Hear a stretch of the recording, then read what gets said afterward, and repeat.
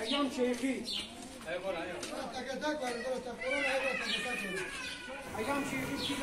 Umut Kervanı Ergani'de Ramazan'ın girişiyle yardım faaliyetlerimize başlayıp Ramazan boyunca yardımlarımızı fakir muhtar ailelerimize dağıttık. 207 aileye gıda yardımı, 70 aileye kırmızı et yardımında bulunduk. Bunun yanında durumları daha fakir olanlara nakdi yardımda bulunduk. Toplam yaptığımız yardımların rahiç bedeli 42.730 TL. Bayramdan sonra da Allah-u Teala nasip ederse imkanlarımız dahilinde kendilerine henüz ulaşamadığımız aileler vardır. İmkanlarımız dahilinde onlara da ulaşmaya çalışacağız. Rabbim bize yardımlarını esirgemeyip bizim elimizle verip de teslim eden kardeşlerimize Allah razı olsun, hayırlarını kabul etsin, mallarına bereket koysun. Vesselam. Cemile Ali.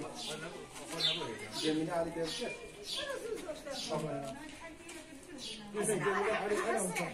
Cemile Ali kim?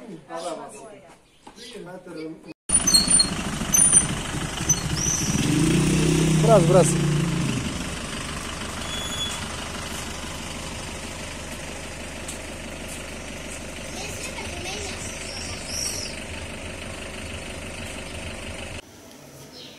Umut Kervanı Ergani'den Ramazan'ın girişiyle yardım faaliyetlerimize başlayıp Ramazan boyunca yardımlarımızı fakir muhtar ailelerimize dağıttık.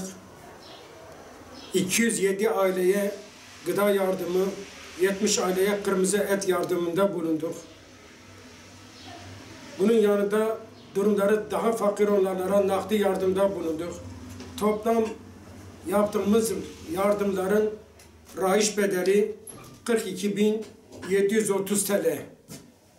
Allah-u Teala nasip ederse imkanlarımız dahilinde kendilerine henüz ulaşamadığımız aileler vardır. İmkanlarımız dahilinde onlara da ulaşmaya çalışacağız. Rabbim bize yardımlarını esirgemeyip bizim elimizle verip de teslim eden kardeşlerimize Allah razı olsun, hayırlarını kabul etsin, mallarına bereket koysun.